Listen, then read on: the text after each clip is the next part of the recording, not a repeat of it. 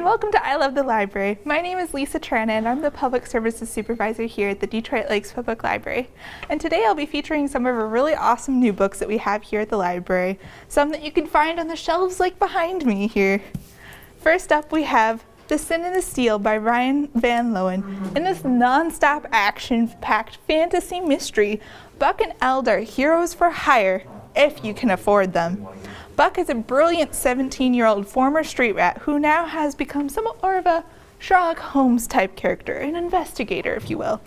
She's teamed up with Eld, who is a military veteran with a past, and he acts as kind of that Dr. Watson type character as well.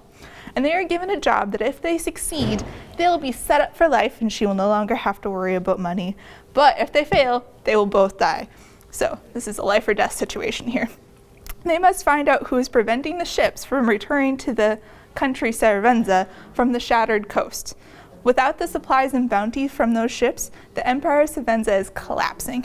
Will Buck and Eld be able to succeed in figuring out who is stopping those ships from returning? Find out in The Sin and the Steel. Next up we have French Like Moi, a Midwesterner in Paris by Scott Dominic Carpenter. I just finished this book and I must say it was quite an enjoyable read. It transports you directly to Paris and it's actually written by a Minnesotan who is the Minnesotan in the book going to Paris. And so it's very relatable in the sense that it's told from a Midwestern perspective, a Minnesotan perspective to be exact. And it's written in a short story kind of way with each little segment essay focusing on an aspect of Paris. And he's moved his entire family there now, so it's quite an interesting read. Some of his chapters made me laugh, and others made me think and wonder, would I actually want to move to Paris after reading this book? His chapter that titled Underground Man was quite intriguing as he describes his adventures as he explores the underground tunnels of Paris, France. I found it quite interesting. Next up we have Women in the Kitchen, 12 Essential Cookbook Writers Who Define the Way We Eat from 1661 to Today by Anne Willan. If you enjoy reading about food history or reading cookbooks, then this is the book for you. I once again appreciated how easy this one was to pick up and put down. You can read one segment on one woman, put it down, and come back in a couple days to read another one. The recipes in it were super fun. Some of the older ones, they were able to make more modern adaptations to it so that the recipes actually made sense to a modern reader. One of the recipes that caught my attention was bird's nest apple pudding. It sounded really good and I kind of want to try making it now. It was also really fun to learn about the famous women who I hadn't really known about their cookbook writing and hadn't even realized that they had made such an impact. Julia Child, of course, is included, but you also learn about Hannah Woolley and Edna Lewis, whose names may be less familiar to you, but also had such great influence on what we did. Hannah Woolley was the first woman to write a cookbook in English for other women, and her cookbook was published in 1661.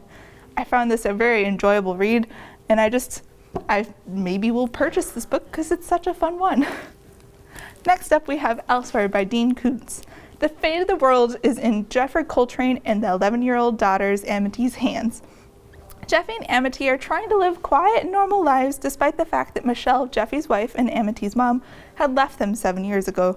Jeffy and Amity befriend a homeless man named Ed. Ed gives Jeffy a strange and dangerous object that Jeffy must never open. However, shortly after Ed gives Jeffy this object, dangerous men start lurking around Jeffy and asking about this device.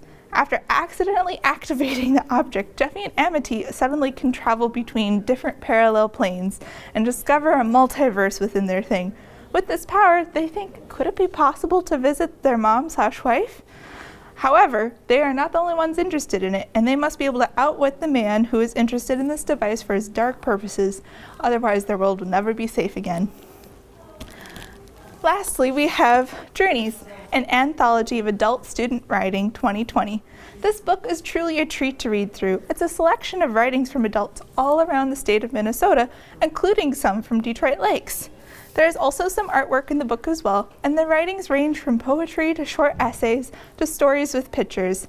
All of the writings are based on the overarching theme, journeys, but are also broken into other sections such as cultures and customs or overcoming obstacles. I truly found it an interesting read, and it's fun to read something that's written by Minnesotan authors who are not maybe the most professional of authors, but just more like you and I. It's really fun to see and read. Thank you for watching I Love the Library, and we look forward to seeing you at the library soon to check out our awesome new books here.